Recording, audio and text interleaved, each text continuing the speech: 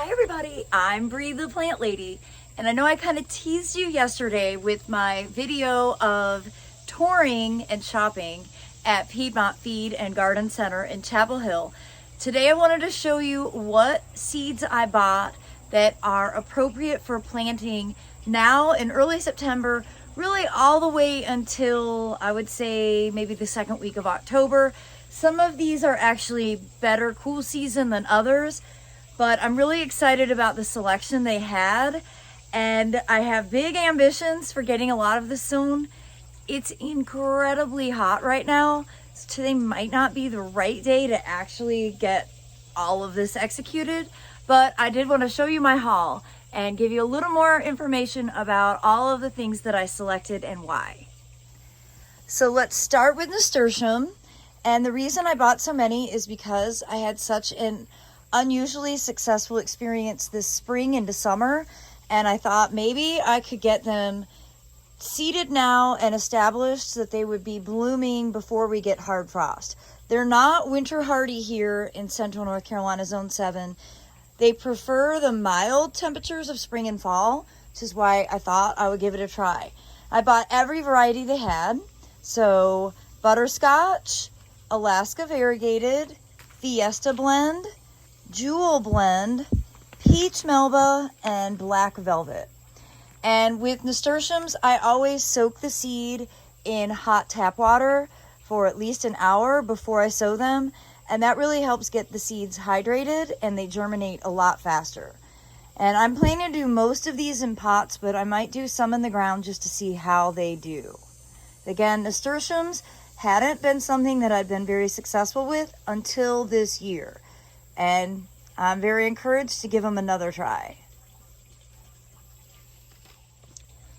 Calendula are another wonderful plant that don't really survive the heat of the summer and they don't survive the cold of the winter here, but they're wonderful for spring and fall.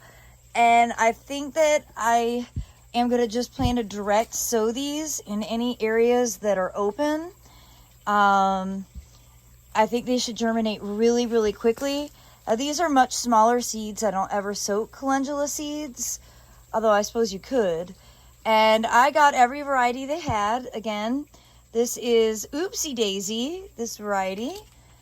Zeolites, I really like this color. Resina, and Pacific Beauty blend. And I'm hopeful that here in North Carolina, today is September 7th, I could get these seeded, and likely they will start to flower before we have really cold temperatures sometime in mid to late November. Again, we'll see how they do. Calendula, just like nasturtium, are kind of a tricky crop here in the hot, humid southeast, where we're also freezing every day in the winter season. These are really plants for kind of milder climates, like you see them in San Francisco, and they look great year-round. That's not the case here in North Carolina. So all of the seeds here are one-offs. I couldn't resist this grandmother's cut flower garden. It has some things that I have not grown, including Canterbury bells, I don't know, a couple different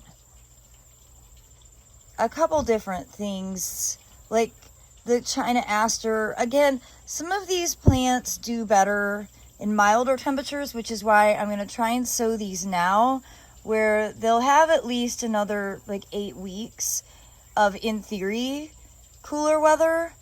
Not exactly. It's like a billion degrees right now, but I'm really going to try. I mean, what do I have to lose? $6.29. It's going to keep me occupied for far more than that.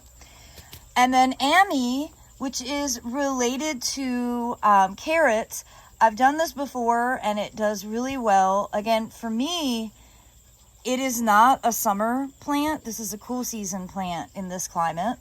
So it's hard sometimes because the instructions on the seed packs don't always work for every climate. And the instructions never are for where I live, ever. Like, you really have to know what you're doing in order to take the greatest advantage of these plants. So that's just why I'm making this video, really to give you some insights. Now, a couple plants I don't have much experience or much success with growing are the blue cathedral bells, Cobea scandens, and you know, it was popular in the a long time ago. It says to soak the seeds, so I'm gonna go ahead and do that. Grown as an annual, although perennial in zones 9 and warmer, they can reach 70 foot. I mean, obviously none of that's going to be for this season. I'm probably not going to plant them all because I think this might be a better candidate for March, but might as well try it. You know, I've not grown it before, so might as well try it. Honeywort, Ceranthe major. I've seen this in other people's gardens in cooler climates. And here, again, it says perennial in zones 8 and warmer, and it's deer resistant. And that's actually the main reason that I wanted it. So, again, an old variety, something from the 1700s. So I'm going to give it a try. Again, I'm probably not going to sow all of it because for this stuff, some of us I just have to learn from trying it. Same thing with this campanula. Perennial campanulas are pretty reliable. This is a biennial, so we'll see. If I sow it now, it could get established. It should, in theory, overwinter, and it might even flower next year. So I'm going to give it a shot. Now, burgundy broccoli, I have grown this before, and it's awesome, and I just didn't have any untraditional broccoli in my seed storage, so I needed some. And then I got this Perfume Delight sweet pea, which is beautiful. I don't think I've actually grown Perfume Delight before, and I've had great success doing sweet peas at this time of year. I always soak the sweet pea seeds before I sow them, again in hot tap water.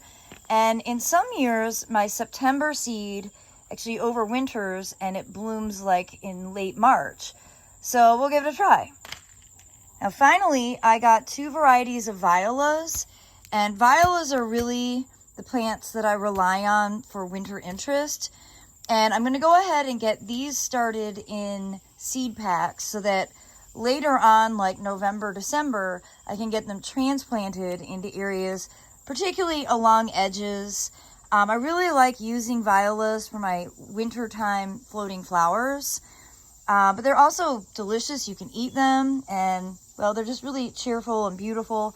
I prefer violas to pansies because they reliably are winter hardy and they bloom basically all winter long, whereas a lot of the pansies will peter out as we get cold. And so today I'm definitely going to start with the sweet peas because I've got several arches that are kind of empty that drive me crazy. So I'm gonna go ahead and do the entire pack. I'm gonna soak it in hot tap water, and I just like using my used Talianti containers. And I'm gonna let it soak for a couple of hours. Like I keep saying, it's outrageously hot, and I need to water a whole bunch of stuff. So while I'm watering the garden, I'm gonna let the seeds soak, and then I will show you how to plant them. Well, I decided to go ahead and I'm gonna soak some of all the nasturtiums, and I'm just putting them in these cool plastic champagne glasses because I have a bunch of them. And just so you can see, the nasturtium seed, you know, kind of look like little brains. And you don't have to soak them, but again, soaking in hot tap water for a few hours really helps hydrate the seed. You don't know how long they've been in these packs sitting on a rack at a garden center. So I'm going to go ahead and just put about half the pack of each variety. And I mean, I'm being kind of specific right now about keeping everything separated. By the time I plant, I probably won't remember what variety went where, but at least I'll have started off organized. All right, last one. I'm keeping the seed packs adjacent, so maybe when I'm planting, I can take note. Again, it kind of doesn't matter. I'm just being a little particular at this moment. All right, kitties, we're getting off the counter and we're gonna leave the seeds alone. Okay, so the nasturtiums have been soaking for a few hours.